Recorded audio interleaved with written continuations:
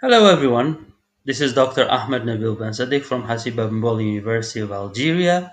Today I'm presenting on death as a driving force, echoes of Edward Albee's life in the zoo story.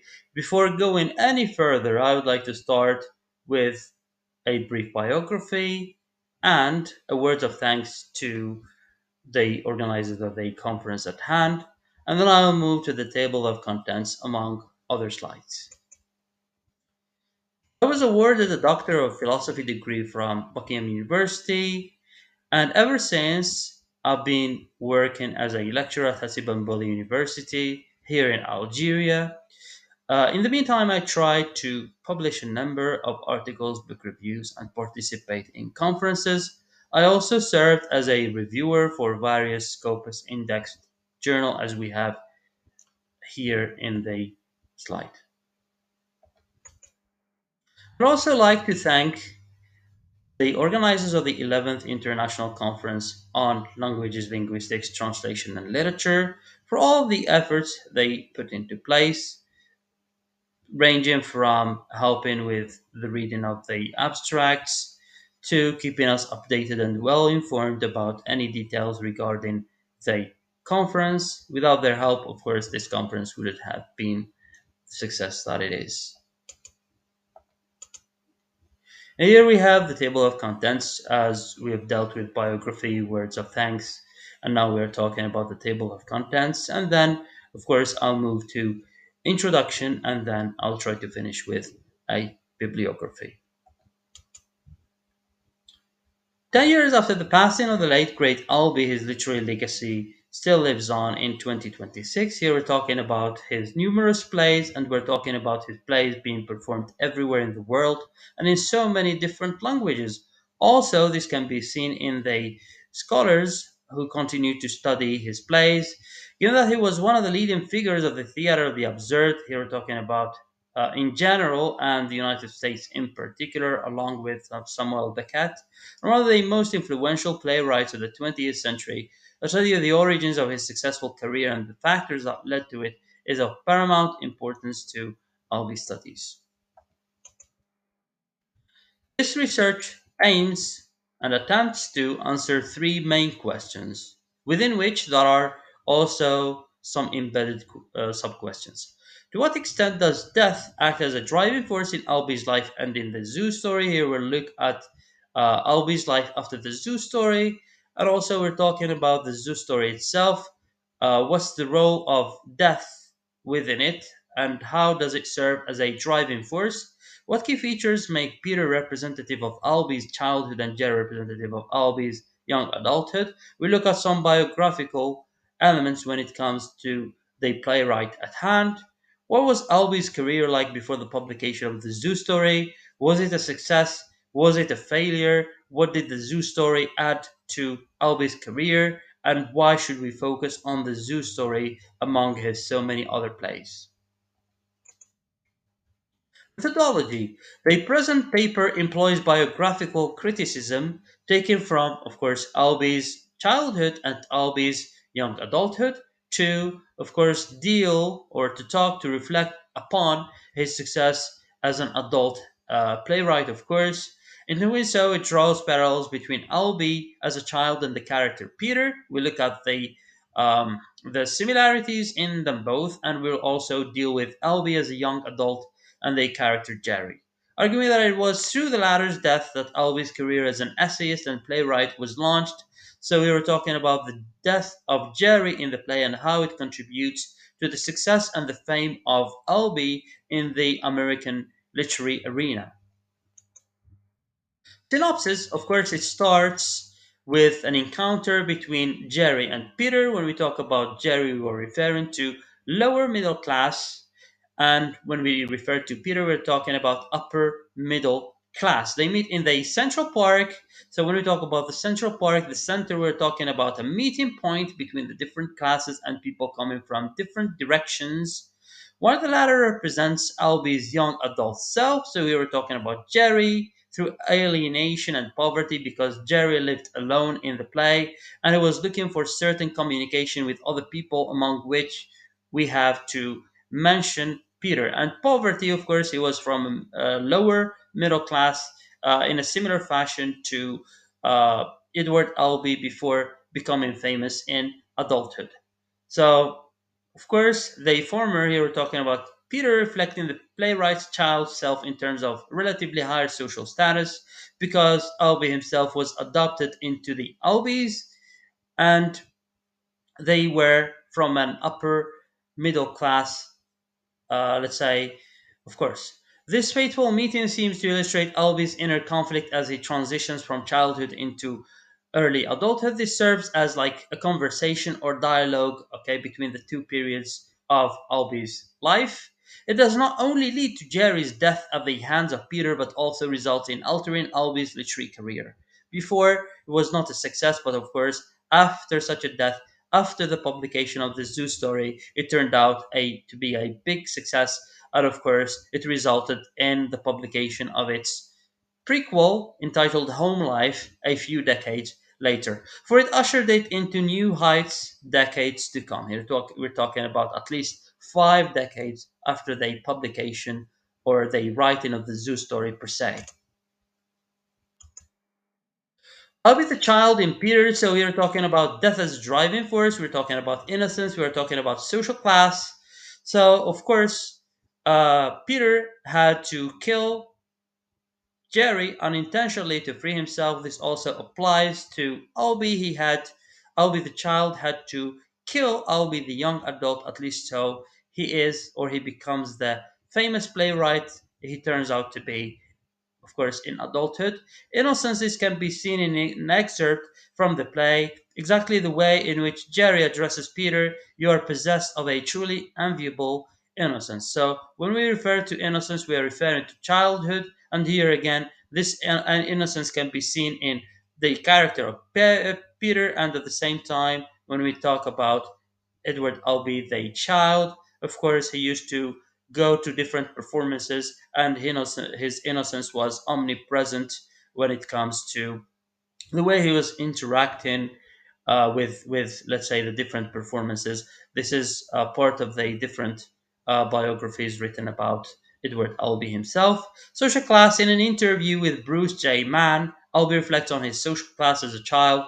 I was adopted into a privileged WASP. Here we're talking about white Anglo-Saxon, let's say, uh, Protestant class in the United States. So, of course, when it comes to the Albies, they were from a WASP class, and this is also clear in the character of Peter in the play, who was from a WASP class as well, and of course, let's say at least an upper middle class uh, at that time, or of course within the play. Albie the young adult in Jerry, isolation because of choices he made in early adulthood, Albie's adopted family disowned him. Consequently, he lived in isolation during that period, a condition that is reflected in the character of Jerry.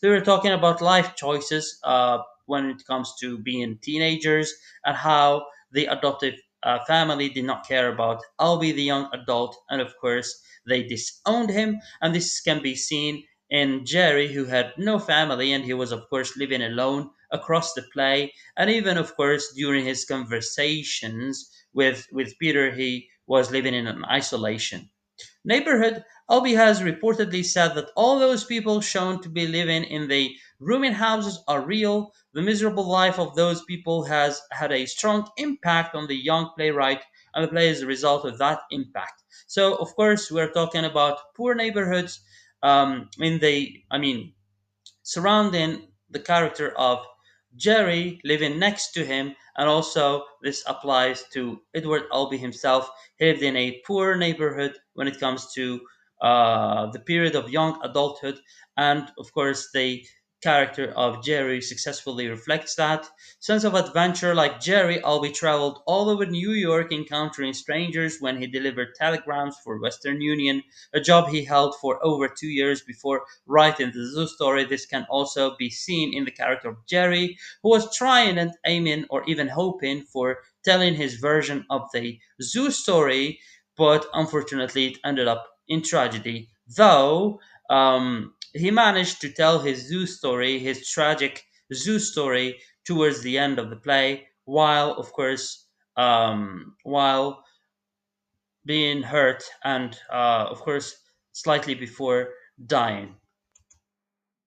Albie, before the zoo story, Albie's original family name was Harvey. Of course, you were talking about his mother's name. It was his adoptive family that gave him the surname Albie. So he literally had no name during, of course, childhood. At an early age, he was exposed to comedy and music while growing up with the Albies, course. So it was thanks to his adoptive family that he was accustomed to such comedies and music. As a young adult, Albee had little success in his education and moved frequently from place to place. So, of course, this resembles Jerry again because in the play he was moving from a place to place. Then of course, the eventful meeting with Peter, where he tries to tell what happened at the zoo because he keeps asking that question across his conversation with Peter in the play. He had no literary reputation at that time. Of course, he tried his chances at, let's say, fiction, poetry, and writing plays, but he did not find the success he was looking for. Prior to writing the Zoo Story, which premiered in Berlin in 1959 and in New York in 1916, even such dates reflect the fame of the theater of the absurd in Europe. And you can imagine it was, of course, written by an American author, and he had to premiere it in 1959 in Berlin and not in New York because the theater of the absurd back then was not as strong and popular among the American masses. Albee had no success with plays, poetry, or stories. So he tried, he did his best, but all his attempts were a failure back then. His various trips to France, Italy, and other destinations, as well as his attempts at writing, proved futile. They didn't work, even though he was looking for inspiration, but they were to no avail. It took writing one play, The Zoo Story, of course, again in 1958, for him to find his niche, that is, theater. So, of course, and when we talk about the writing of The Zoo Story, he had to kill the character of Jerry, who represents his young adulthood that was um, a failure to achieve success in adulthood. Albeit after the Zoo Story earned uh, its playwright several prestigious American and German awards. So here we're looking at an immense number of awards. Not only these, but the awards included were in the form of other, let's say, prizes. After writing his first successful play, Albee continued his literary career, producing dozens of plays, including its prequel. Here we're talking about Home Life, which was published more than 40 years after the Zoo Story, over a period of more than 50 years. So we're talking about such a range of time. Albie the child had to kill Albie the young adult to achieve success in adulthood in much the same way that Peter kills Jerry to escape the illusion in which he has been living. So, based on that, based on what happened, uh, Peter realized that he was living in an illusion. It was just not that worth it in the first place. The legacy of Albee here, we're talking about a rich literary heritage taking the form of dozens of plays, poems, essays, among so many other productions. The American theater of the absurd, of course, he was as influential to the American theater as Samuel Beckett himself, because after him it reached, or during the time he was writing his plays, the theater of the absurd reached its highest peak, of course, inspiring other playwrights, renowned playwrights here, among which it is worthwhile to mention these, of course, three among so many other playwrights, okay, coming after Edward Albee. Conclusion: the paper under consideration adds to the discussion of the genesis of Albee's literary career, and its findings help illuminate death as a driving force in both the author's life and the Zoo Story. So it contributes to the, let's say, uh, the Albee studies in terms of adding more depth and adding more layers to the studies on the biography of the playwright per se. Recommendations for future research. The paper under consideration opens the door for future conversations on the essential role that Jerry's death at the hands of Peter plays in the success of both Albee and the Zoo story. So the aim here is to help future research to concentrate on such important elements when it comes to the success of the Zoo story and Albee because of the death of Jerry in the play, and also biographical criticism also seems relevant to home life. Here we're talking about the importance of the biographical elements of the author, and of course the prequel of the Zoo story. So this may lead to future articles, book chapters, books, or even dissertations and theses in relation to this. In other words, it may help draw more parallels between Albie as a child and Peter before the eventful meeting with Jerry. And here we have the bibliography. We have different, of course, different references in relation to Edward Albee, his of course, biography, and of course, we have the play per se. And as you see, most of them are recent. Thank you very much for listening to my presentation. And